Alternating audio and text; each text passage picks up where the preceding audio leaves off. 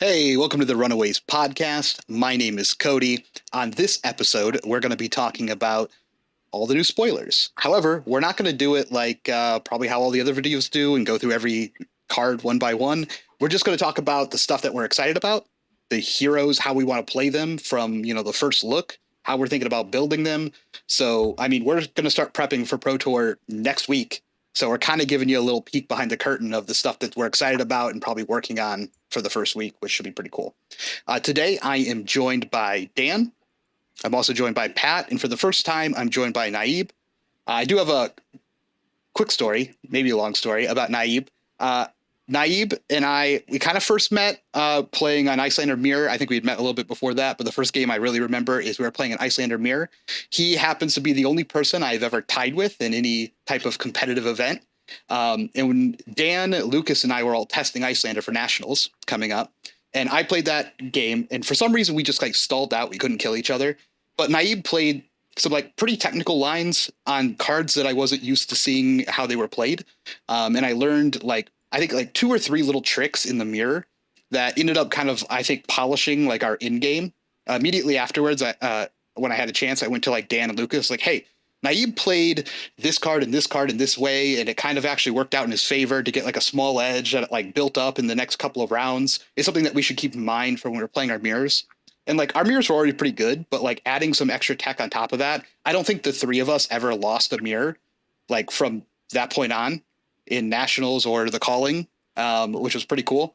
And then when we got back, I remember talking to the team and being hey, the next time we have openings in the team, we should really look at maybe recruiting Naib, because I felt like he was a very good player. He had an interesting way to build decks. Also, he had some good play lines, and it was I'm why is he not picked up on a team yet? This is something we should look into. Lo and behold, after Nationals, we had a couple openings on the team. Naib was one of the people we reach out to for that, and here he is. So how are you doing, Naib?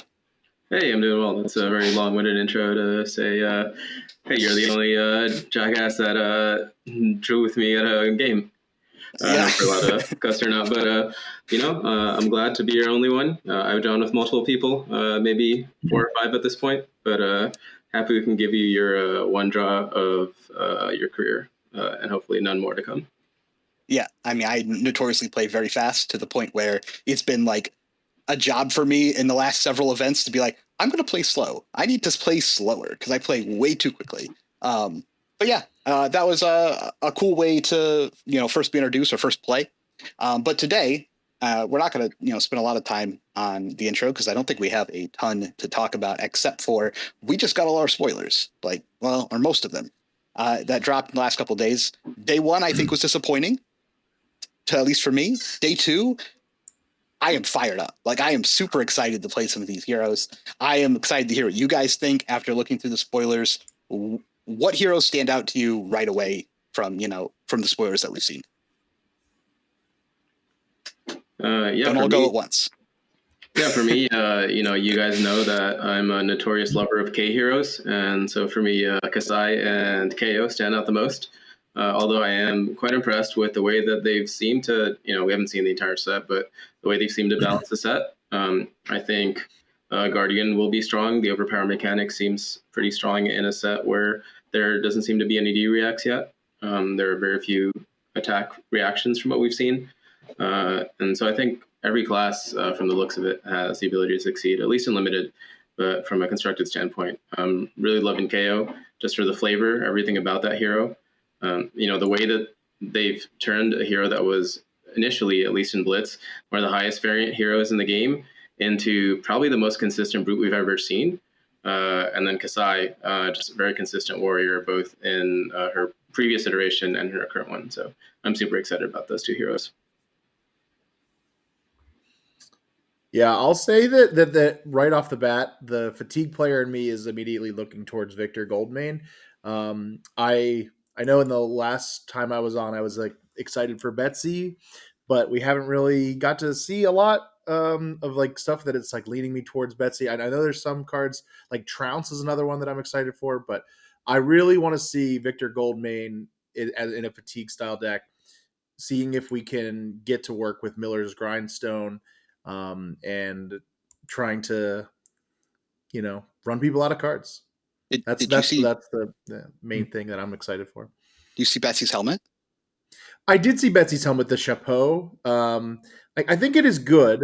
I I feel like it is probably tough to compete with cards like the Crown of Providence and like our other kind of the staples, but I'm certainly going to give it everything, you know, a fair shake. It's not like we're gonna just assume that it's not good enough, but Just for the people who are listening, in case they don't know off the top of their head what the helmet does, it's Good Time Chapeau. It's a Betsy specialization. It says action, destroy a gold you control. The next attack this turn gets when this attacks a hero, wager a might and a vigor token with them. Go again. It is a 2-block temper equipment. This is a reusable ability. wait, it doesn't destroy itself. Oh, It No, does this not card is so destroy good. itself. This It is- is it's the just an engine. engine. We got an engine. okay. Betsy to the moon. You can make so you can play any card you want and you can make it wager. Okay, this card is a lot better. Yeah. than I gave it credit for, because almost all those other ones were destroy effects to use their abilities. So I assumed Yep. this one was the same. I thought so too when I first read it, and then I reread it, and I was like, wait a minute. Hold on a sec. You're right. It's not in there. Okay. And it's temper too, right? Like that's really strong already. Yeah, so it can Yep. block for 2 and then still sit there, and then you can still use the effect to destroy golds. Yep. That means you can Nah, no but you can chance. wager anything. It's not even brute it's not even like guardian attacks. It's any It attack. could be a generic as well. Yeah. You can do it on a scar for scar. Like you can like literally just do it on anything. I mean, presumably you're going to be wanting to utilize this with concerted effort with Betsy's ability to Mhm. like actually go ahead and push through some hits with overpower and things like that. Okay, so the wage gold is another one that like is going to be piling up now. That one was not a card that I was expecting to be in that deck, but golds are much more valuable now. Yeah, that was what I mean. Like, I was like, dude, the last like several spoilers that we got, all of a sudden, like, open up my eyes. Like, ooh, this deck's good. This good deck has an engine now. We talk about them that goes through, and then like obviously, if you see cards that you're like excited about, feel free to throw them out there and read them off for the people, or I can do that. But Dan, what excites you right away from the set? I'm like kind of stun locked from excitement. Like all the heroes seem really playable to me, and I just don't know where to start. And usually like one thing appeals to me. I'm like, great, I'll go all in on this. I don't know. I'm a little overwhelmed right now because they all seem pretty good. I'm probably just gonna start with whatever the most teammates don't start with at this point. Just make sure everybody hits everything. Yeah. So if anyone's been listening for the last several weeks, there has been a not so subtle nod to the fact that I've been excited about Kasai. I will say after the recent spoilers, I am not excited about Kasai. Kasai didn't get the fix to its problem, which is that it doesn't deal any real damage, and literally no blocking it is a viable strategy to beating Kasai.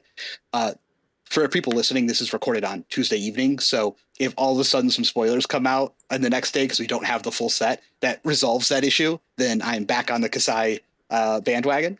But for right now, I'm a little concerned about people just ignoring a lot of its attacks, and I didn't see that issue resolved yet. Obviously, I'm still going to play with it because the potential is still there. But all of a sudden, I have found myself very excited about Olympia. The hero that I cared the least about in the entire set. And now some of his cards have come out, which have made me just start thinking about the hero in like completely different ways. And the main thing is like, I think his helmet is very, very strong. It's Prize Galia. It's an Olympia specialization. It's attack reaction, pay 1. It says destroy this. Target weapon attack you control wagers a gold token with the defending hero, which would mean that it would also make a second gold if it hit. So if they don't block, you just sometime in the game, this means you will get 2 gold coins. It basically just guarantees it because like you just wait till they don't block and then the attack reaction, boom. It also blocks for 2. It has temper, so you could block for 3, but then you lose it. But you're going to block for 2 with it, and then you're going to use this later to get 2 gold coins, which is pretty cool. And I like the idea, of this hero being a warrior hero, which I think has a lot of really pushed warrior cards. Like warrior has great armor and has a ton of different weapons, and then it has a bunch of ways to support that. But the issue is it's always had to play around its weapon. But this time we're starting to get attacks. And now you can play attacks that you have pumps for. That when the wager goes off, you get a gold token. And then he has like his specialization is crazy. And he can play for his gold, he can play like double down. Double down is basically in this deck is a nimbleism. For people who don't know, double down is normally 2 costs, but it says you may destroy a gold you control rather than pay its cost. So it's cost 0. And then your next attack that wagers get +3 and overpower.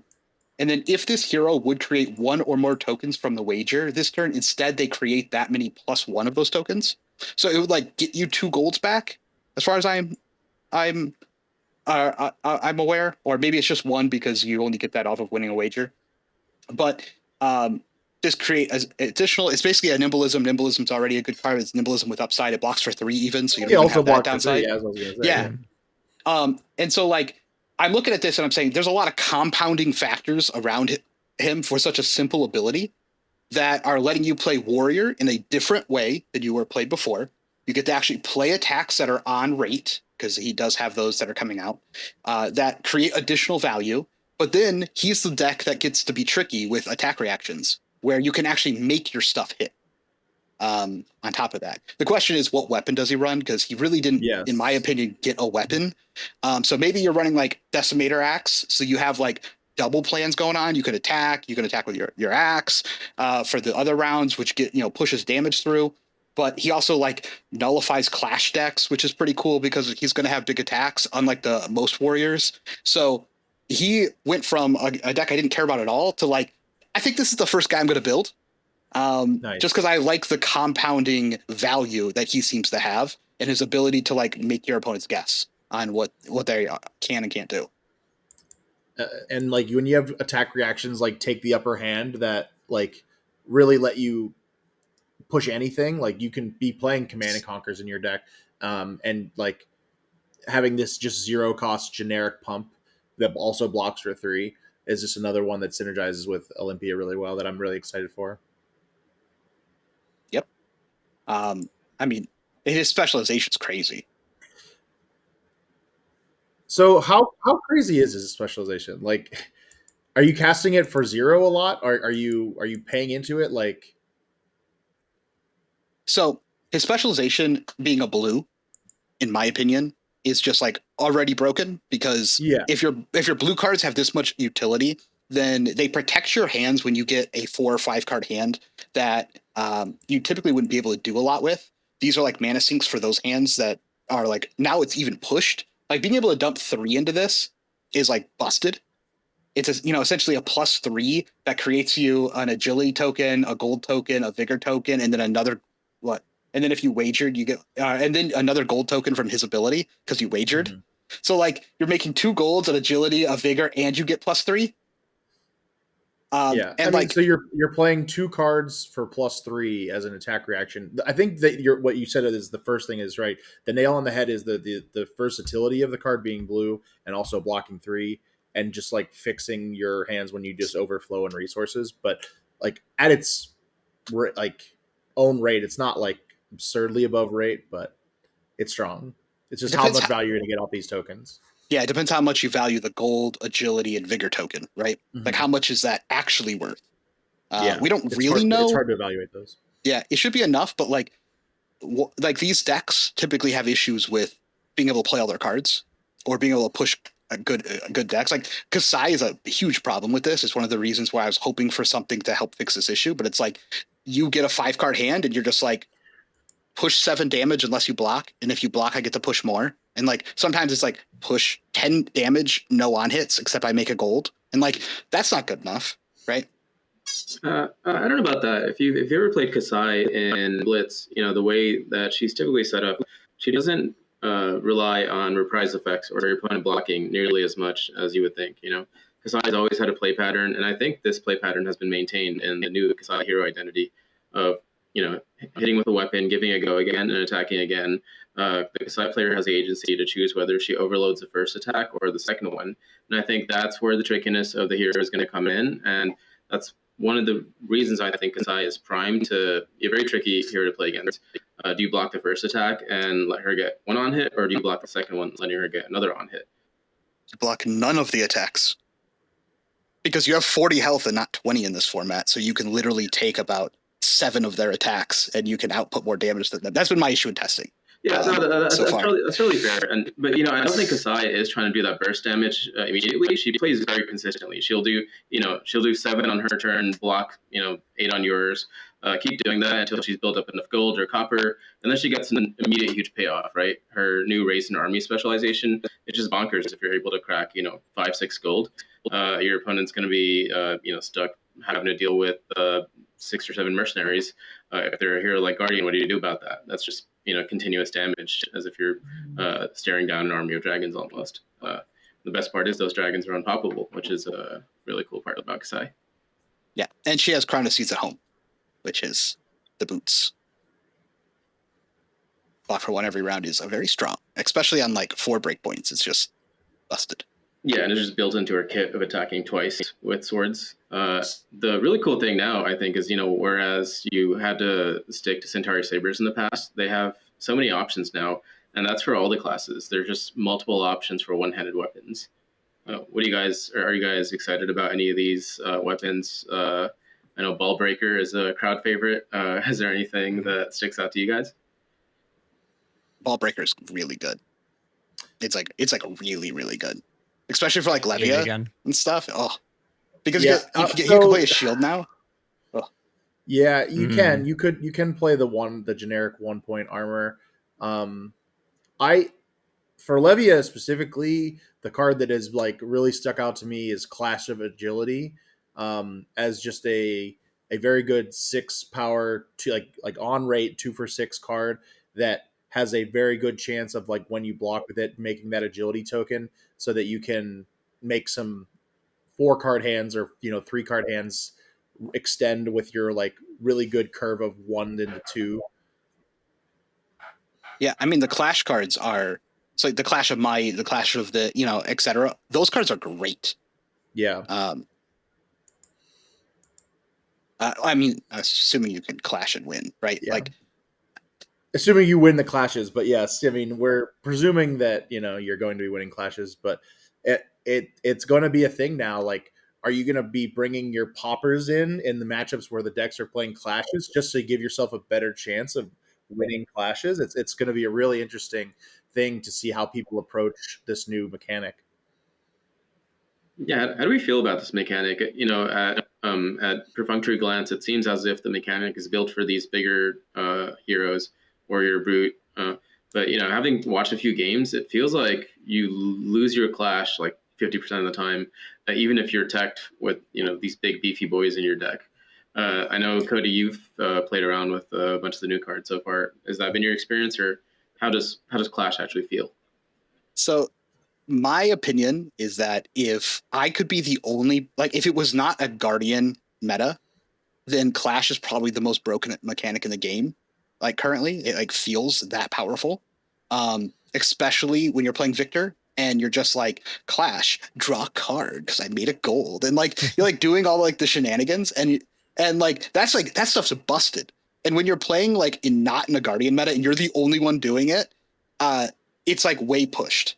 However, we're going into probably a Guardian meta, at least in some form, right? And it self balances.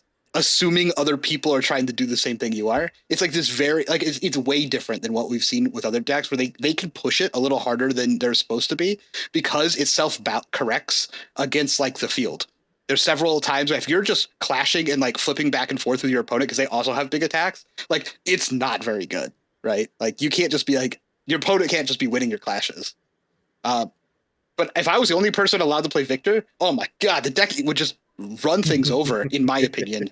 I watched a YouTube stream of someone playing Victor. I forgot exactly who it was, but they're playing Victor defensively, you would ult him, they're gunning him down. And what I noticed is that half their deck is D-Reacts, and they're losing clashes to ninjas because they're revealing D-Reacts off the top, and the ninja's here's my 0 for 2, go again. I won this clash somehow. So I don't know, like part of me feels like the heroes that want to use clash most are kind of anti to that clash mechanic, in that you want to play D-reacts, you want to play defensively, but you also need big beefy boys to be able to win your clashes.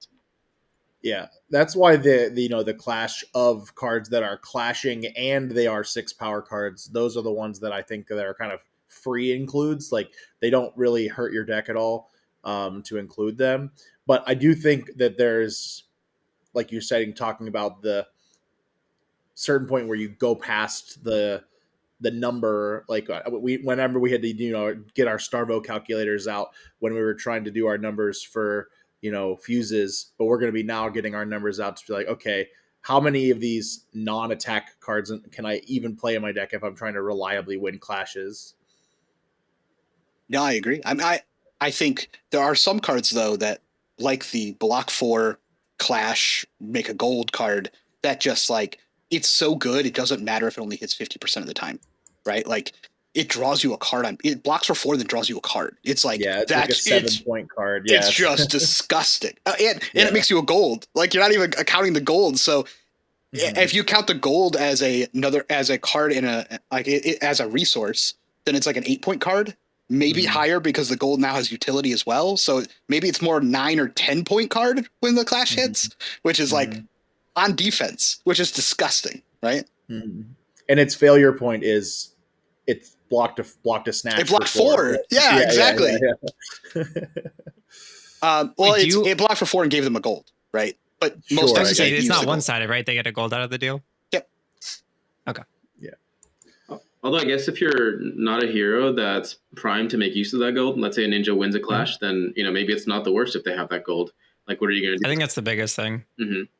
Yeah. Like, I think the really shiny matchups where like the downside of your opponent getting your token instead isn't that bad. Yeah, like what's a Fi going to do? Pitch 2 reds to draw a card to fix their hand to draw blue? Yeah, I can definitely see. It'll fix the blue hands, but yeah, those are pretty rare. Yep. The thing is, like, another reason I like Victor is he has the self-protection at the beginning of the game. So like clashes in the mid game shouldn't matter because you should have a stack, like some pile of golds where you can redo your clash in a direction where it's pretty hard to miss twice depending on how your deck is. Sometimes you are going to miss twice, but because they gave him the new shield, that also counts as a gold. Yep. Like if you block with it early, in certain matchups, like you'll have to, obviously figure out which ones you really need to work on your clashing for. But like you can block with it early, and now you have a backup plan. Anytime you missed your clash, you're like, oh, I really need to hit it here. I'm going to crack this now to go do that. So because you basically are starting with a golden play without giving anything up. And the ability to reset your opponent's clash as well is like I when I originally read it, I just was like, oh, and I only can reset my own clash. But the ability to, like, when they flip one of their only 6s in their deck, you're like, okay, no, go back down to like normal levels, please, where you're not going to be really realistically going to hit another 6. It's really strong. Yep, except for when they play into other decks with big cards in it. Yeah. And it's just like Then it's a self-correcting problem, right? Yeah. I mentioned it earlier, but that's why I'm really in love with Trounce already for Victor. I think that it's such a cool card. Like the double clash, it's like how, like, to put this card in your deck, it's only blocks 3, so it's like you're not getting super value unless you win 2 clashes. But when you do, it's like insane value because you're also getting that vigor token and might token. I'm really excited to try that. Put that one on the table for sure. And not to mention, he did get what I am calling the new Oakenold. It's not as good as Oakenold, but you can't have another Oakenold, right? The math is the same math, though. The math is, discard 2 cards. But it requires less cards. So technically, the math actually might be the same, which is funny because it requires a fuse. So, but the card we're talking about is Primed to Fight. It costs 5 normally, and it has 9 attack and 3 block, and it's a Guardian card. And it says, if you controlled a Vigor token this turn, this costs 1 less. And if you controlled a Might token this turn, it gets +1. And so the reason we're calling it an Oakenold is because if you had a Vigor at the beginning of the turn, the Vigor broke and gave you a mana, and then it reduced this by 1, so it costs 4 now. One of that mana covers one of the 4, and then you pitch a blue, you play this card. The Might token gets added to it, so it goes from 9 to 10, and then it gets a bump because you had a Might to 11, so it's a 2-card 11, which is pretty gross. Yeah. Super good. Right? And this is... Yeah, I mean, that's yeah. it's the kind of card you like groan when it's played against you. Yeah. Like you just did your like big 20 damage turn, they blocked 3 cards and only took like 4, and they're like, here's 11. It's like, what? Yeah. Can't do that. Yeah, and to Cody's point earlier, I think one of the reasons the math might be slightly better than Oakenfold is that because when you fuse Oakenfold, you have 2 cards left in hand, and you're usually just floating a card. And so even though it's a 2-card 9 or a 2-card 11 in Starvo, it's sometimes you're just floating a card. You never want to do that, but here you just get 2 for 9 flat. Although granted you don't have the disruption effect, it seems that it's way easier to set up. I know we're thinking about this as a Victor Goldmain card, but if you look at the Betsy specialization hat, it seems to play exactly into that game plan. Every turn you just try to wager them. You get a Might and a Vigor, and now you can just smack them with 9, and then go again if you have an agility. Have you guys thought about the Starvo implications yet of this set? No. I feel like he's pretty good at wagering. I haven't, to be fair. But yeah, I'm sure he could easily insert some of these attacks into his deck without much difficulty. Yeah, it's like they gave... And Starvo would probably be happy to have a gold, like, just a random gold every once in a while to use Pulse Candlehold effectively. Yep. They took away so many of his toys, but they gave him, like, a plethora more. They always do. And not to mention if you're playing clashes, it's another, like, it bumps this card, makes it better. You can block with cards out of your hand, and you get the tokens that you need if you win your clash, and then you play this, and it's like, that's so much value because you block, got extra tokens because you blocked, like you didn't even do anything.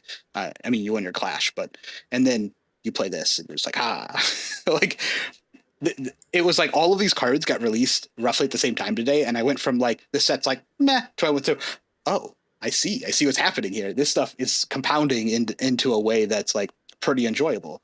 Do I think the clash mechanic is going to work right off the bat for this set? No, I think there's probably going to be too many people playing big attacks in their deck to make the clash mechanic like super good. But it's like one of those things where I would revisit. That doesn't mean Victor's going to be bad by any means. I think Victor will still have a place because he can play fatiguey and he can, play in a bunch of different ways. But like, I would not expect to be like, I'm going to go clash people at my first couple events going, with this, because I think we're walking into a Guardian meta or, Guardian Brute type situation. So I think Betsy at the beginning is like a little bit more exciting there because she tries to make her on hits hit, and then she can get that value. And then eventually, like 6 months from now, when like no one's playing Guardian because something came out, you're just like, I'm the clash deck, let's go. And then you're just like, I win all my clashes. Mm-hmm. And it seems like if Betsy's able to get that helmet in limited, just having on-demand overpower is just so powerful. I can see Betsy being a real terror in a limited format. Yeah, there's a lot of block 3 equipment at the rare slot, right? Okay. Well, we'll have some YouTube videos coming out very quickly about limited, but the equipment's super interesting with like how many there are and the dynamic for drafting those and the impact of like having access to blocking and stopping these wagers and that kind of thing. Yeah, and the limited format seems like it's going to be very different than Bright Lights because of all of the like intimidating and overpowering, and like I feel like we're not going to be playing and we're not going to be playing these fatigue like 40 card decks anymore. Like we're going to be playing like true flesh and blood and getting back to basics and blocking efficiently and not just throwing my whole hand down and seeing if I can if you're able to beat me. So I'm really excited about approaching limited in a new way too. Yeah, 100%. I'm loving it. I think, to Pat's point, I don't know about you guys, but I'm tired of the last 6 months of no block equipment. I was doing an Outsiders seal the other day, and I got Widowmaker. Agreed. And I didn't have a single block equipment, and it just felt so bad. It's like, what is this fake format I'm playing in? This would never happen in real life. Yeah. It really adds so much agency. Mm-hmm. So there is a card that I like, but I only like it in blue, and it's down but not out. So for people who don't know, down but not out it is a 3 cost, and then in red it has 5 attack, but I'm assuming in blue it's going to have its 3 attack. And it says when this attacks a hero, if you have less health and control fewer equipment and tokens than them, this gets +3 overpower, and when it hits, create an agility, might, and vigor token. Which, like, for a blue, like, if that's a blue in your deck, and it's generic, and it's 3 block. And so, like, that's a very strong blue to be able to throw in any deck. Bravo would love to slot that into, like, there's certainly plenty of other garbage blues that he plays that, I mean, doesn't have 6 power, but you're definitely going to play that over, your blue Crush the Weeks and things like that. Yeah, I mean, I think its ability is great because it gets the +3. Now, we only have access to the red, so if that +3 goes down, I don't think it will. If it goes to yellow or blue, it should still be +3. Typically, the effect doesn't change like that. Only usually they would have the attack go down, not the plus go down, presumably. Yep. Right. So, but it's still a 5. It'd be like a 5 overpower. So it's a blue 5 overpower with 3 on hits. It'd be 6 overpower, right? It'd be 6. You're right. Sorry. It'd be very, very strong. Yeah, it's even better. That's actually maybe there is no blue. Maybe it's only a red card. No, it's a rare. I mean, it's a rare, but that doesn't necessarily mean they've shown that they're willing to do rare in the generic slot. Maybe less than the generic slot. And if you look at, there's only 2 cards behind it before it goes to Wage Gold. Ooh. So the 2 cards behind it should be the yellow and blue version of it. I think that's a good sign. Sense. Yeah, it is. That's good investigating work right there. I forgot that it was going to even be a 6. It's on rate. It's a blue on rate card now. If the effect goes off with an on hit, like, that's a sick blue. Yeah, it's super good. It reminds me of what's that card from Welcome to Wraith? Gains +4 and go again. If it's the last card in your deck. One of my last ditch. Yeah, I should know that. It's like one of my favorite cards. This is what this is reminiscent of. Yep, I have a card I have to talk about. Okay, please. It's by far the card I'm most excited about. It's called Knucklehead. It is a oh no. It is a Brute Equipment Head KO specialization. It has temper 2, so you get 3 block value out of it. But it says action, destroy this, roll a 6-sided die. Until end of turn, your base intellect is the number rolled. This card is literally everything I could ever want for my KO cube. Currently, the way I do my cube, there's no hat because nothing really like fits the vibe of the cube correctly. But this card's perfect. It gives you block value to like extend the game. So when your opponent rolls like 3 6s in a turn, you don't get OTK'd as often. It tempts you to like do this super high variance play of rolling for intellect, where if you roll a 1, you're probably just going to die. But the best part is even if you roll a 6, you're still going to be super tempted to roll scabs on your turn because you have to make use of all these cards you have now. And if you miss your scabs roll, you still just kind of wasted what you did. I think this helmet is trash. Yeah, I don't know how good it is, but we did talk about Dan. It's perfect for my cube though. Well, I think for cube that's one thing, but we did talk about ready to roll inside of CC. You asked for another card on board that could use a dice roll. I said 2 per turn. Okay, 2 per turn, not like 2 at one point in the game. No, I'm not really into that. I don't know. Okay. I don't know. If you played like 2 copies of Ready to Roll, you could find a turn to maybe weave this in and have 2 chances at getting a 5 or 6. It's like potentially. So I was only wanting to talk about this for cube, but I do think there's potential for some like weird combo plan where you are planning to just play towards Ready to Roll into 6 intellect when you have like a Berserk in Arsenal or something, but I don't think you need that, right? You probably don't. I don't know. I just want to see Ready to Roll in CC because I think it's hilarious that card is legal in CC and it will actually maybe have some application. No, I do too, but I'm very thankful for Knucklehead. This is like the perfect addition to my cube. So I mean, What about different brute equipment? The Apex Bone Breaker, that is just a straight upgrade to all brutes. Leviathan players rejoice around the world. Ethan's Lego video spoiling this just had me so excited. It was great. If you haven't watched it, you should definitely go watch it on his channel. But this thing is just a straight upgrade to the brute slot for arms. I can't wait to put this on the blocking some Command and Conquers and getting absurd value out of this equipment.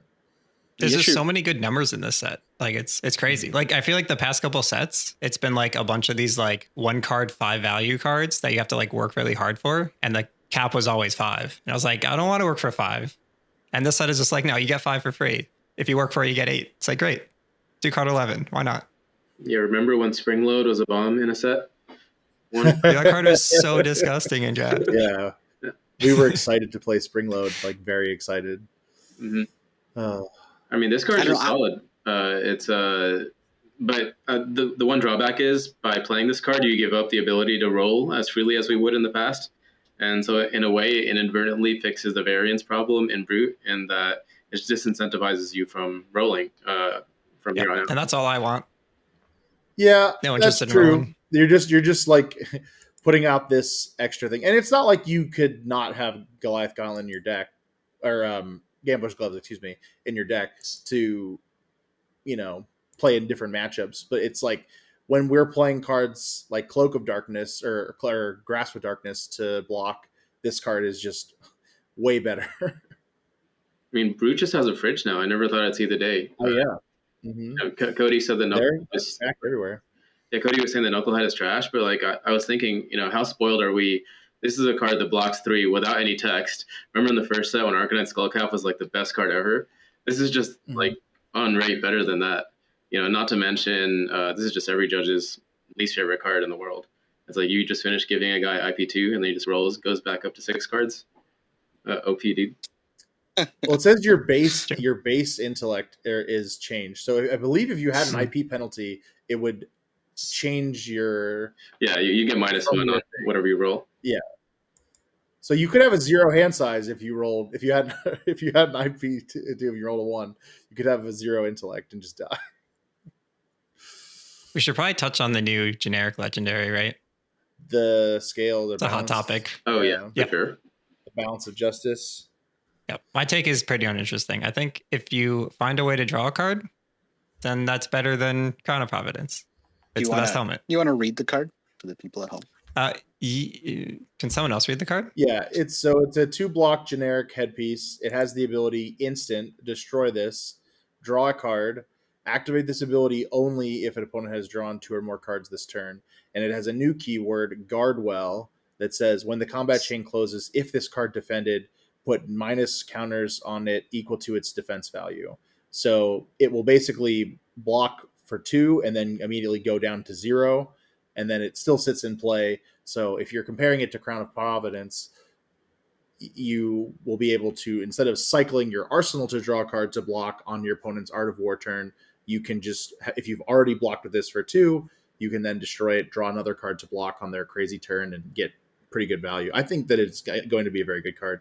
I'm excited to put it in, it's very good in fatigue decks, I think. So I think the flexibility is a big factor where you can block on a different turn than you're getting the effect. Like that's actually a really big deal, I think. And drawing a card is definitely stronger than filtering. In most cases, when you're just blocking with the card, it's kind of whatever, but I'd still rather have an extra card and an arsenal. Yeah, I mean, as long as it's not a Command and Conquer coming at you, you'd much rather just draw the card than cycle out your arsenal for a card. Yeah. Right. Yeah, you're giving up the Command and Conquer protection is huge. And there are some decks that are probably still going to be dependent on Crown of Providence. Like Vincent comes to mind, where you actually just fold the whole game if you don't draw the thing you need for that turn. So he probably still always runs that. But card seems good. Not to mention it's shred proof. If it gets shredded, it just goes back up to 2 defense when the combat chain closes. Is there any cheeky things you can do with that? You're talking about shred, but is there any way that we can lower its own defense value on our turn? I don't know. I'd love to see us take advantage of that. But can you shred your own equipment? What does shred say? It's a attack reaction, so there's no way you can play that during your opponent's turn. So Oh, I don't true, think true, that's true, possible. true. Yeah. But Wasn't I there don't know. wasn't there a Guardian card that gives you plus to your equipment? There are a bunch of those, but I'm forgetting. There are some Guardian cards that give you back block value. Yeah, They- you need it to give you negative block value, though. Yeah. I don't know. This is what we're thinking about. I will say another card that I think is unique that we haven't seen before and also pretty strong is Commanding Performance. It is a warrior action. It costs 1. And it says your next warrior attack this turn gets +3. So not just weapons, but any attack. But it has to be a warrior attack. Until the end of your turn, your warrior attacks get when this is defended by 1 or more attack action cards, destroy a card in the defending hero's arsenal. So you play this, you play something with an on-hit, and you say, block it, and I take your arsenal. It's like really good. And it's a +3. It doesn't even need to hit. It just says if you blocked, if you defended with an attack. Like usually these are always gated on the fact of you need a hit, but this is not like one of the few. I think one of the first cards we've ever seen to have a when this is defended trigger like this. Yeah, I mean, and it's gross. No, like, we you can saw play one earlier when we did our spoiler reveal. Though that's true. The agile enhancement or engagement or whatever. Yep. We don't need to talk about that card. It also blocks for 3, which is also important. Yeah, this card. It's very very strong in that but one. You could use it in like a weapon build, as well as like I could. While there's not a ton of slots for stuff like this, but like even like old Dory would like. I was gonna say Dory would love this, right? Would like a punish for like blocking them. Mm-hmm. They're like they have like a counter, and they're like, meh. And then you're just like, block, I lose my arsenal, and then like that's a big deal. But even if you're just playing like Olympia and you're like, this wager this has a bunch of wagers piled onto it. Here's a +3. Do I get all my wagers, or are you going to also lose? And you can't just give it 1 card. So if you have like 1 useless card in your hand, you can't just be like, I'll protect 3 health. Like it literally can burn a card from your opponent's hand because they can't just be like, I will protect for 3. Oh, I lose my arsenal. So they're either blocking the whole thing out and losing their arsenal, or they're not blocking it at all and giving you all your on hits. Mm-hmm. Yeah. So the other thing too that it's nice if you it's all of your attacks. So if you're dual wielding weapons, like you're not immune to just the first one. It's on both of them for the rest of the turn. So if you have a way to give your first weapon go again, they just can't block either weapon now if they want to keep their arsenal. So yeah, I think this card is like Codex, and that LSS is like, hey, every warrior deck just got a little bit better. Play this card. Though it does have, if I understand the card correctly, it does have the issue that Cody mentioned earlier with Kasai, that if your opponent has no interest in blocking, it's just a +3, right? Yeah, it's just a 1 for 3, like, yes. That's not very good. Yeah, it's better when you play it onto something that has on hits, right? Yeah. And if you're playing Dorinthia, every one of her attacks is an on hit if it has go again. So like that's where it's really going to shine, I think. Mm-hmm. Yep. And it would count for the weapon like on both. So both attacks, like this is a really nice setup to be like, you're either giving me your whole hand. So like she already has like a pile of cards that when she plays them, your opponent's best play is give you my whole hand this turn. Yeah. Like this is like another one of like glistening and the draw 2 and several other ones. This is another one of those cards where you play it and you're like, am I getting 2 counters? Or like, am I getting a counter this turn? Or are you giving me your whole hand and your arsenal? Like, it's like another one of those threats, and she needs those to be able to play through Guardians. Yeah. Unmovable is really good against this, though, right?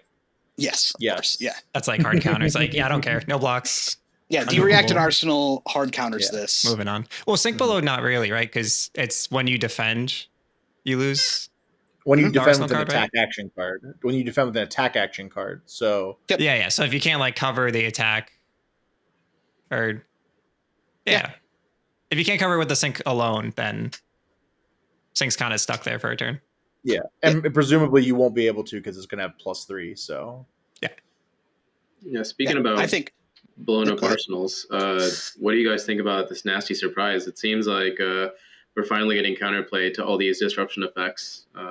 I love it, and the spoiler and everything around that card. I was just super hyped for it. I woke up in the morning. I'm like, yo, this card is really cool. The art is amazing. The art is like so cool. It's like you're literally like, what is that? I don't even know what that is. And it's a surprise. I love it. It is a surprise. For the people who that don't card know, and let me read Tenacity, it for you. I'm 100% testing in fire.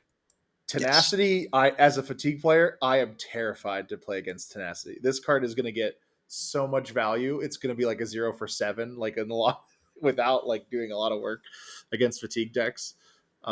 If you catch them on the right turn, and it's really not a lot of downside for the card. I mean, it's a yellow 0 for 2, which is like pretty, like a little bit below rate, but if they block with one card, it's back up. So, Yep. So It's Nasty also like on an Surprise, artwork. for the people who don't know, is a blue 0 cost, and it is a generic. And it says, when an opponent's effects puts this into your graveyard from anywhere, create an Agility, Might, and Vigor token. So think Codex, think Pummel, think Crippling Crush, any of these discard stuff abilities. Even if it could be off the top of your deck as well. Miller's Grindstone. Yep. Command and Miller's Conquer. Grindstone. Yeah. You just get all 3 of those. It blocks for 3. It has 2 attack. So that's Nasty Surprise. Tenacity, which we talked about as well, is a yellow pitch, 0 cost, and it says when this attacks, it gets plus X attack, where X is the number of defending cards on the combat chain, and it has 2 base attack and 3 block. Yep, and that's generic. They're both well. like, that's equipment included. yes, it does include it. yeah, sure does. They're both like the 5 special. You want 0 cost, attacks for 2, that triggers Shuko, and block for 3. And like these have huge effects potentially. And like one of the issues, like the Bravo matchup can be tough at times for Fi. And like I think even just resolving this once, the discard effect, I think could completely swing that game. And being able to like sometimes on your big Gardevoir turns, I think Pat mentioned this earlier, your opponent likes to block out. Where if you just hit with your Phoenix Flame and they blocked like 5 cards and you get to Pouncing Links to pull in, I forgot the name of the new card. It's like 8 damage. It's so gross. So gross. Like, because you can't block the whole turn. You don't have cards for that. Mm-hmm. Oh, I'm excited. I'm excited to try them. Still not high on 5 because there's no like consistency added, but I knew yellow's a little bit of consistency. Yeah, it definitely screams a Dan card to me. I can see you playing this and be like, thanks for blocking, idiot. It's just What is and then, like both of these cards are great in Katsu as well, potentially as well, right? Because they're 0 cost cards that turn on Kadachi, block for 3. They're 0 cost that they can discard to go search. Like, I don't know, Katsu seems like it could also use these cards very well as just ninjas in general, just being able to use this very, very efficiently. Yeah. What is the other yellow card we have currently, which is like every time you hit, you get +1? Salt the Wind. Yeah, Salt the Wind. So this is the opposite of Salt the Wind. So Yeah, now you play you're one of each. So yeah, you play one of each. Now you're just screwed. What are you gonna do? So like if they no block it, you go I'm grab getting Salt. 8 value out of 1 card at some point. Exactly. You grab Salt the Wound if they no block it. If they block and they put all their armor, they're like, oh no, he's gonna Salt the Wound me. Let me block everything. Then you're just like Tenacity, and you're like, no. Okay, I think I lied at the beginning when I said I wasn't excited about any heroes. Or I'm excited about all of them. I'm only excited about Fi now. You're screwed. Oh wait, does this possibly make it so that your helmet gives you like 6 to 8 now for Fi almost every time, having multiple different targets no matter what your opponent does? Well, you always get 6. That's always a guarantee. You basically always get 6. Lava Burst is like always the easiest one to trigger for that. But right? I think this is saying like you're probably getting 7 or 8. That's what I was saying. It's like 6 time. to 8. Like it actually ups the value of the helmet now because you can more consistently get like an 8 power attack. Yeah. Even if your opponent like goes crazy, it blocks everything, right? Oh, I hope they do. Oh yeah, Mask. And you Can't really block all the only Phoenix have to Flames, there's play too many. like 1 or 2 copies of it. Like you play, 1 copy of this and 2 copies of Salt the Wound, and like there's not a high penalty for including this card in your deck. I mean, it's a 3 block. What more can you ask for in Fi? Yeah. Yes. I think the best part is I think these are better for Emberblade than Kodachi Fi as well. Mm-hmm. Sure. Yeah. Yeah, I think so too. Salt the Wound is better for Kodachi, whereas Tenacity is probably better for Emberblade. Yep. And these notably don't say ninja. And plus, we haven't seen the ninja card yet in the there's 2 of them. secondary slot. We haven't seen. Yeah, we have not seen any. Wait, is that a definite that we're getting? No, ninja it cards? could be mech, right? It could be 2 ninja or 1 ninja, 1 mech. I believe. That feels so weird though. We just had a whole mech set where there was no card that wasn't a mech. Oh, there are some cards that weren't mech, but Yeah, but poor Max needs a little help. He's got 40% win rate on Talishar. dude, they're not touching mech Teklavasen for needs some another help. year. But yeah, I said, but we're definitely getting at least, more than likely getting one ninja card as well that we haven't seen. Presumably, yeah. I hope it's assume not so. wax off again. I hope it's belittle. Okay, anything else that you guys want to talk about before we get into some of our Discord questions? There's one more card I want to just briefly talk about that I really like is Talk a Big Game. It's a Brood and a Guardian card for 0, blocks for 3, it's a blue. You choose a number, and the next time you do that much or more damage to a hero, you create that many might tokens. I love this card just like because of the mind games that it presents to your opponent. Like if you choose like 4 and then your opponent is just like, okay, I am, not going to block you. You've made a blue block 3 be a 0 for 4. And then like in the late game, like you kind of make this card turn into like Winner's Bite as well. Cause like, it's like, if they don't have any equipment, then it's like, I'm going to like have my 1 card trade with your 1 card. I don't know. I'm super excited to test this one out. How much does it cost? I think it has 0. Yeah. Just it costs 0. Okay. And like it's another graveyard fill for Levia as well. And Levia has a lot of good blues, but this is another one I think could be a powerful, versatile blue that you can include in your deck. The only thing that like Bravo is probably not going to like this card because it costs 0 and makes Anathos worse. But there's a lot of Guardians in this set now that don't care about Anathos anymore. So I think this one will be a nice second cycle card that you can get great value out of and make your opponent block when they don't really want to block. Yeah, I was really hoping that it cost 2 or 3 because then you could like pretend that you had pummel at all times. Because like if you wagered like, oh, I'm gonna hit for 4, and they'd be like, oh, does he have pummel? Like I like so screwed if I block this and he pummels over it for 4, and then I can overblock and dag all the mind games. But I mean, because it costs 0, like I mean, if you're repping a pummel like and you name like 8, like what are they going to do? Like they're not going to not block, and then they block for 3, and then they get pummeled and they lose another card on top of it, like because they're afraid 0. of the might tokens. Oh yeah, you're right. Yeah, this is a pump. It's not an attack reaction. It's not an attack. Yeah, it's a non-attack. So that was the part I missed. Yeah, it's buffing your next attack. It doesn't even buff necessarily attack. It just says the next time you deal that much or more damage this turn. Oh, but, I like it even more now. Oh yeah. Speaking of pummel, so like if you have go again, then like it's hitting both of them as well. So it's like I don't know. I really think that this one like can potentially be like very, very nasty. Yeah. Speaking of pummel, it's worth pointing out that this is the first set where we've had a guardian attack action that costs 2. And so if we have a seismic surge, we can always bluff a pummel on 6 for 1 with 2 floating, or we can play 6 for 1 off a tunic.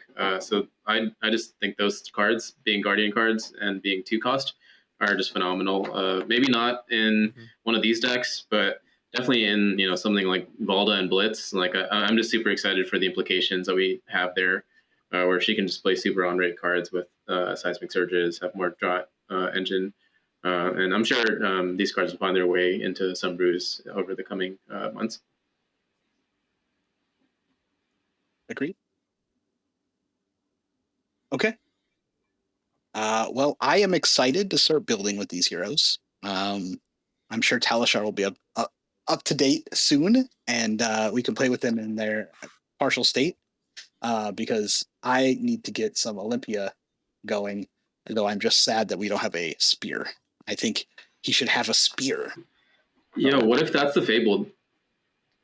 Do we think the Fabled is going to be some kind of weapon? Can we, or have we seen all the legendaries yet? It's good. It's gonna make all the. There's one tokens. legendary remaining. There is.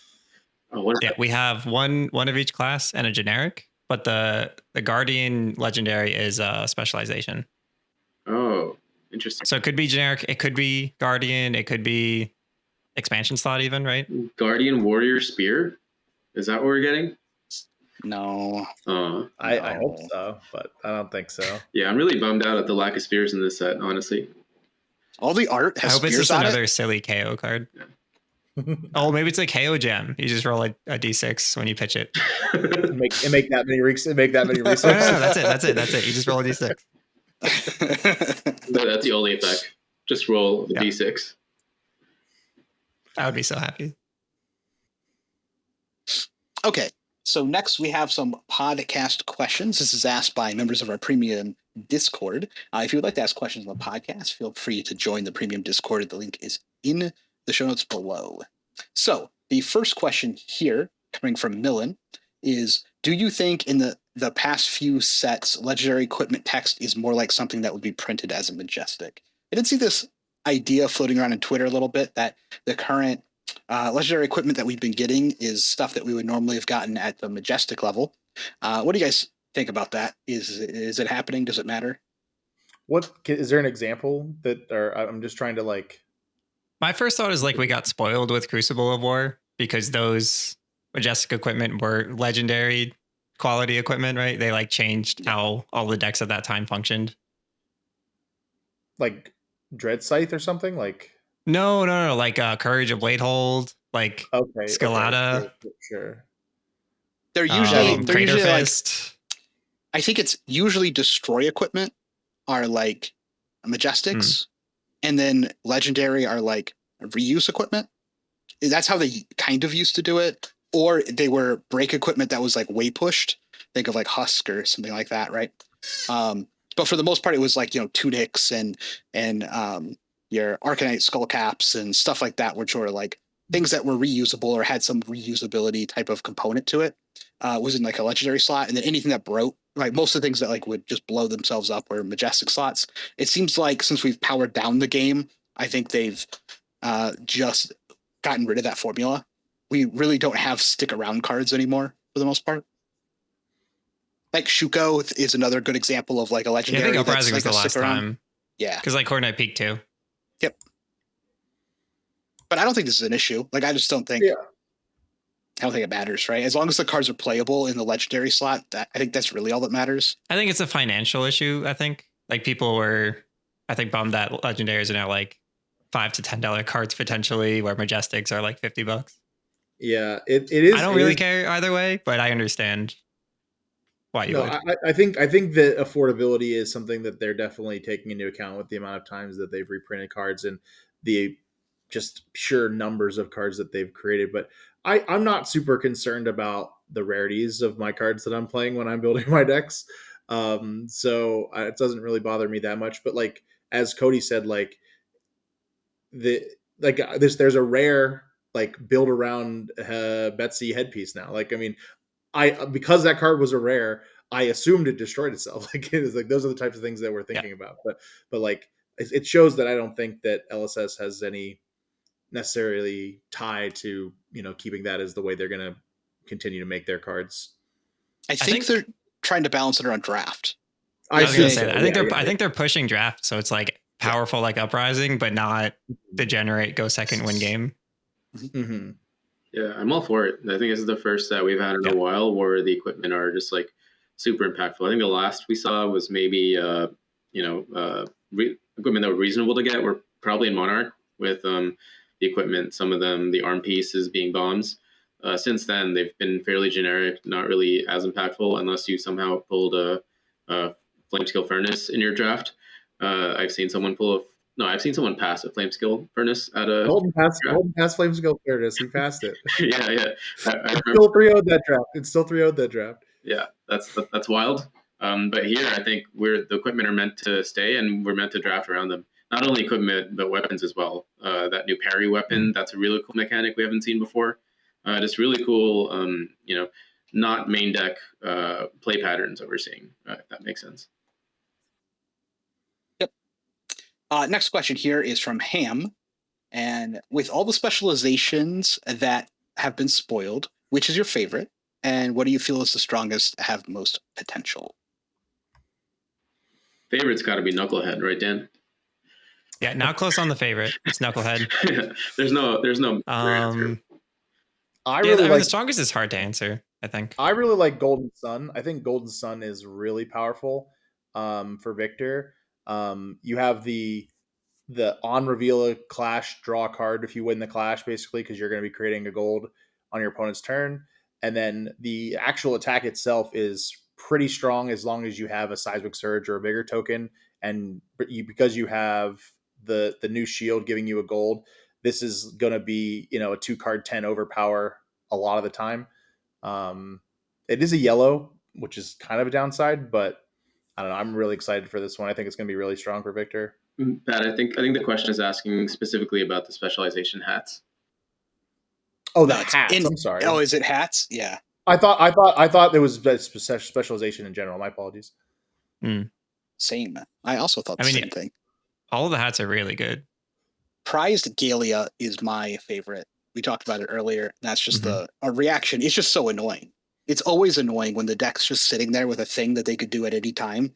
And you're like, no block. And they're like, okay, I'll take 2 gold, please. And you just set that off to the side. I think the best has got to be the Chapeau. It is yeah, that's where I'm at too. Yeah, the build around. Yeah. Mm-hmm.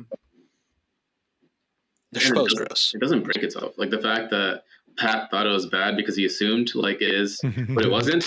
means but it still blocks for 3, even if it or blocks 2 and then breaks itself. To be fair, everything that LSS has made lately, this would normally have broken itself. Yeah. That's why it's shocking. That's what I get for not reading the card. But I just assumed I knew what it did based on what it normally would do. But no, and that's totally what everyone reasonably would think. But they printed a legendary equipment in a rare slot, which is super cool. It's the first time I read Warmongers. I was like, wait, there's no way this does what I'm reading. And then I messaged the team 4 times, guys, please tell me if I'm crazy. I think Prize broken. And Pri wasn't broken, but the card was. Is Monstrous Veil playable outside of Limited for Rhinar? The Battle Worn 1 action, destroy this, draw a card, and discard a random card? I mean, you're competing against Scowling Fleshback. That's probably the best element in the game. Yeah. I mean, it's a draw 2 in Berserk combo, right? Yeah, that's what a Berserk. Can he utilize this in Berserk? It's a lot better than... Or it's draw a card, rather? Yeah, it is just it blocks for 1 and then it will draw a card on your Berserk turn. I can definitely see that. I mean, if there's an aggro game plan where Rhinar or KO just wants to go Berserk, you can play this. But if they need to play... Well, it is a Rhinar specialization, unfortunately. I think this card would be great if KO could play this card. Because KO, they thought about it. Seems like it would be great for KO, but unfortunately, Rhinar specialization tagged on that one. Maybe it's a OTK Rhinar Blitz equipment? Maybe. Yeah, so it's an extra Intimidate, right? Yes, it is also an extra Intimidate, presuming you hit, but yeah. Just turn 0 kill. Oh, it intimidates. That's so good. Maybe you play this going first or second, and the other helmet going first or second. I don't know which one's better, but this seems decent. Mm-hmm. Okay, next question here from Fighting Maloon. I think this is a pretty good one. It says, people often say they lost a game because they drew poorly or their opponent drew hot.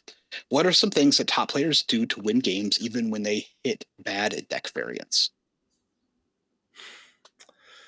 I saw this question earlier today, and I was trying to think of how I would put an answer to it, but a lot of the times it's just matchup knowledge. I think knowing the matchup inside and out, and knowing your path to victory.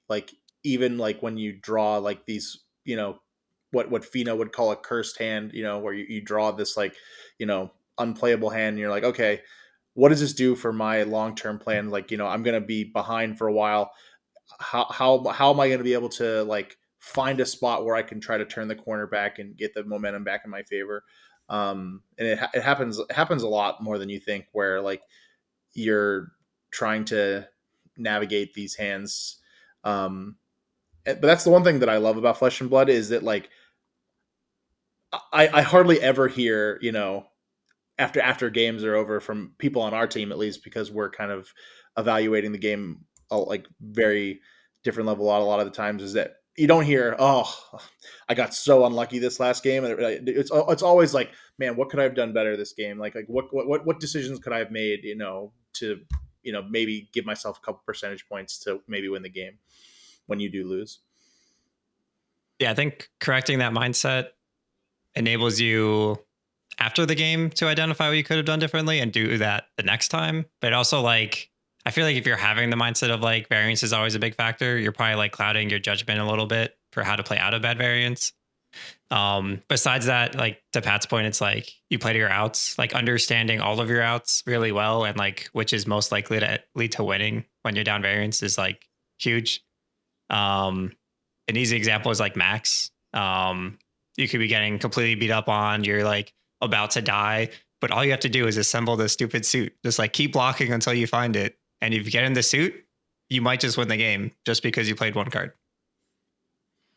Yeah, I think that's one thing that drew me to this team. Most folks here just have really good mental, and that's something that I think separates, good players from really good ones. I've never seen really good players get salty about their losses. Sure, there will be games where, your opponent literally high rolls. Let's say Ryan rolls 6 for like 10 turns in a row. But that will happen, and then you'll get one of those games at some point in your life. So overall, it bounces out, and this is a game and it has variance, albeit less variance in other games. It's unavoidable that your opponent one player will draw harder than the other player, so you can't expect going into every game for you to draw equally as good as your opponent because it's just not realistic. What really sets apart good players is being able to take that moment, reset, and think about, as Dan said, what is my path from here to winning? And one thing I've seen players that are maybe not have a strong mental is they would just forfeit once they were like, oh no, my opponent drew the nuts, it's over, GG.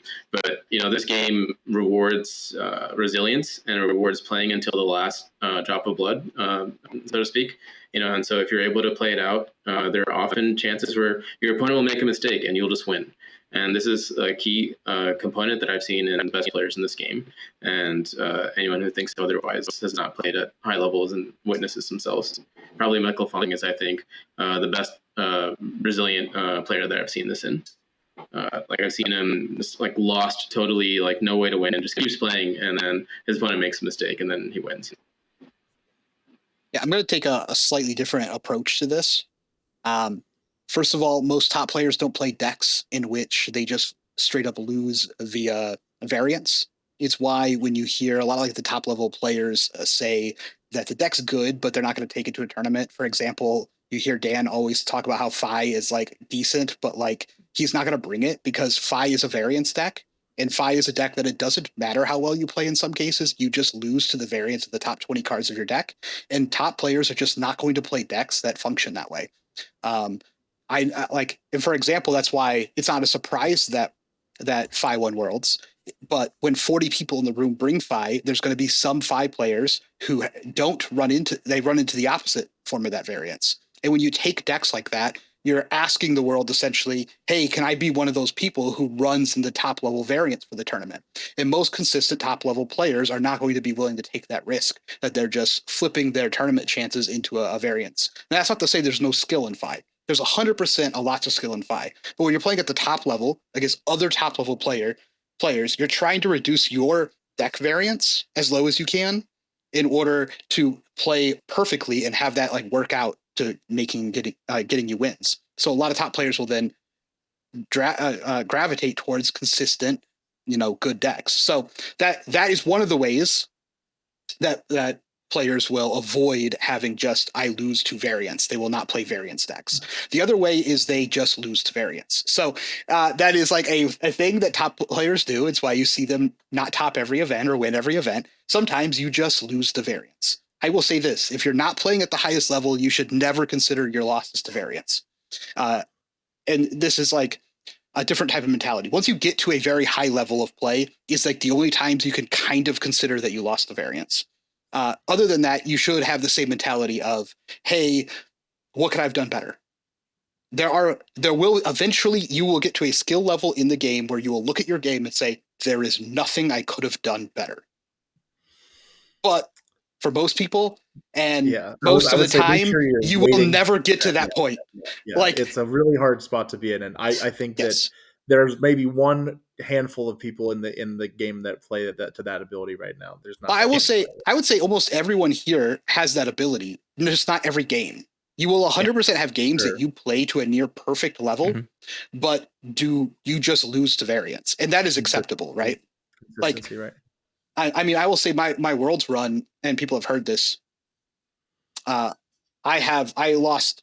It was 6 of my in-game flips with Icelander, right? So I'm attempting to kill them, and they had a way to stop me on all of them. I ended up losing like 5 Icelander games. They're like ridiculous. But like stuff like that happens, and that's fine. There were some things in those games I could 100% have done better, but there were some of those games I felt like I played at like max level, even with like people watching and stuff. But like it doesn't happen every game, right? And you never want to consider all of your losses are variance. But you will have to get to a point and just accept that sometimes you just lose the variance, especially if you're playing a variance deck. I may just be super lucky, but I don't think I've ever walked away from a game where there's nothing I couldn't have done differently from that game. Yeah, that's the way I approach it. Is like there's got to be some play, even if I won the game. Like, what could I have done, like to get into like a little bit of a better advantage? That's where I'm always evaluating. Like, and if you're having it game, like like Dan said, if that's the mindset that you're in when you're leaving a game, a lot of the time, take a step back and just like put yourself outside yourself and like look at it from a top down view and be like, okay, if I'm an outside person looking in, why am I just upset that I lost, or and trying to find something to blame, or am I really making a step to better myself in the future and like really evaluate the game on a a different level. It's also like when you're thinking that way outside of the game, when you're in the game and losing, you're going to be like, hey, what can I do better right now? Because I'm winning this game. Like, I don't care. Like, how do I figure this out? You're not going to give up because you have that mindset. Oh yeah, of course. Yeah, you're never doing it in the game. But true analysis after the game, you will have to find somewhere you played close to perfect or near perfect or to the human limit that you can expect to play perfect. They're usually choosing like coin flips, right? At the top level. Correct. Yes. Where it's like, sometimes this is right. Sometimes this is right. Yeah. I chose wrong. Yeah. Yep. Mm-hmm. Yeah. There's always, when you're in those spots where it's like, I could play around, Pummel here, or I could, assume that he has it, you're like, am I like 95% of the time I'm going to lose the game if I make this play, or 5% of the time I'm going to win if I make this play, like, and then if they have it, they're in the wrong spot. Like, I know that happens a lot in our spots, and you're taking the higher percentage play. And yes, there's something you could have done differently, but you're still playing to win rather than to not lose. So, yeah, and it's worth pointing out that this is a game where you draw up to 4 cards every turn. It's not like some other games, like I know Yu-Gi-Oh gets a lot of hate, but Yu-Gi-Oh is a game where you can lose on turn 0. It's a very high variant game. You draw up to your hand, and then your opponent can just play, a set of cards that just locks you out of playing the game. This is not such a game. This is a game where there's a turn cycle, and every turn you're faced with a decision, and so you have agency over the game, regardless of how hot your opponent rolls. At least to some extent. So I think complaining about variance in this game is far less excusable than in a game like Yu-Gi-Oh. Although that may sound harsh. No, I definitely agree. I also am saying, like, I'm not saying my Worlds run I played perfect, because that is not accurate. But there were a couple of games that were very close to what I would consider close to perfect. But that happens. Like, that's normal. I think every tournament I go to, and I think most people on the team's goal, besides just winning, is like, I want to play perfect. Like, I want to look back at my games and be like, I didn't make mistakes, right? And a lot of those tournaments that you win are the ones where you do play close to perfect, and your mistakes are in the games you won and not in the games that you lost. The ones that are obvious mistakes, there's different levels, and it's like it could be a very like in-depth topic to talk about, but there's like different levels of mistakes. There's like legitimate mistakes, like I played the turn wrong. You've got blunders, and then you've got ticky-tacky, like very sequencing errors, and like things that are not so different, but like there's like gameplay errors that are going to lose you the game. And that's what I strive for when I'm playing, is like, I do not want to make a punt, that like a decision that costs me the game. That's my goal when I sit down at every tournament. I do not want to have any of those, when I play the game.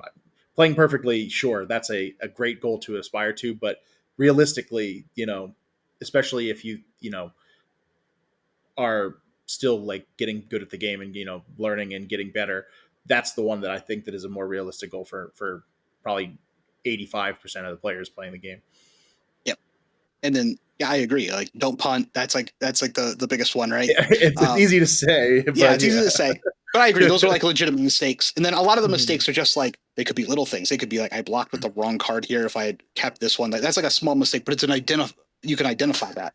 And then, like you talked about before, there's the judgment mistakes where you made a judgment call and it's really hard to determine if that judgment call is correct or not.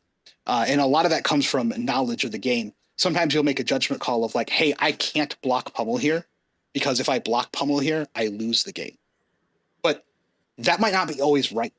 I've played against people who say, I just have to assume you don't have pummel here. I can't win if you have pummel here, right? Like, even if I give you my whole hand. And in my head, I'm like, you could probably still win if you gave me your whole hand here, depending on what happened, right? There are situations where that is 100% the case. You can't play around pummel. You will lose if you play around pummel. But it's like getting to that skill level to be able to differentiate all of those. That's like something everyone is practicing and striving for. And so like, that's a different level of mistake that you might not even be aware, your unknown unknowns, that you're not even aware that that was a mistake that you made. And so that's why the game's great. And that's why, there's always something to grow and get better at. So, but that was a great question, I think. Yeah, I was playing against a Bravo opponent once. Some of us know him. I'm not going to change names. In a competitive game, and I was playing Lexi, and they went Command and Conquer in a very suspicious way. And so I got the read that they had the pummel most likely. So I gave them the full hand. Then again, on the next turn, they went Command and Conquer again, and I gave them once again my full hand. And I was rewarded because they had the pummel. I won the game, and after the game, they claimed that I won because of variance by guessing that they had the pummel in Arsenal. And I was like, dude, I was pretty sure you had the pummel in Arsenal. Of course, I'm going to give you my full hand if my Arsenal is important to me. So that's to say, a lot of times people claim that there's variance when there really isn't variance. And so, it's important to understand like when variance is actually variance. And just to end on this note, I think one thing that to me was really impactful was something Dan said recently. After every game, he just sort of takes a breather, goes and doesn't talk to anyone, just like mentally resets. And I think that's what's really rewarding in this game. After a game, if you experience variance, don't go and complain about it to your friends. You're only going to get deeper into the hole. They're going to be like, yeah, man, you got variance, game sucks. And then you're just going to spiral out of control. If you just go, wash your face. If you need to. What was that, Dan? I was saying, do it once if you need to. Tell one person like, oh, I got so unlucky, but then you got to cool off. You gotta reset. Yeah, just go take a nap, do something, and then just play the game again. And if you do that consistently, I think you won't face the variance problem anymore. Perfect. Okay, next question here is from Plads. It says, any interesting cards or combos that pique your interest that have been revealed so far? We basically covered that the entire episode, but I did still want to give you a shout out for asking your question. And then the last question here says, if you had to punch Victor a gold main, what attack action would you do it with? Big bop. Big bop. I mean, I think the most obvious one is erase face, right? I mean, that's got to be like the one that's on brand, right? I would not hit him. Victor's great. I loved Victor. The fact that he dresses in like all gold is awesome. Back when I played D&D, I had a character very much like that. That was all gold plate. He would cast Shine himself. He was a healer. Like he reminds me of someone who's like pompous, but he was actually like, terrible at everything. That was like the whole character. But like, so I love the full gold. I wish he had a full set of armor and every single piece could be substituted for a gold.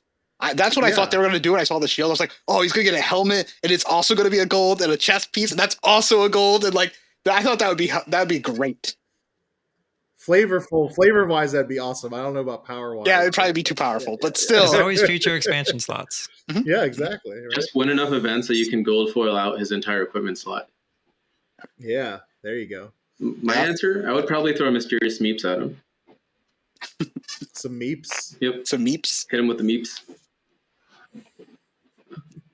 Well, great. I think we had a great podcast today. I'm excited to start playing with these new heroes. Speaking of which, I think I'm going to go build some Olympia, so we got to go. Goodbye. See you, everyone. Same here. See y'all. Have a good night. Yeah, we're getting rid of the envelope 7 here, but What we envelope could do in here is go ahead darkness. and play the envelope. All 3 pitches of envelope and darkness.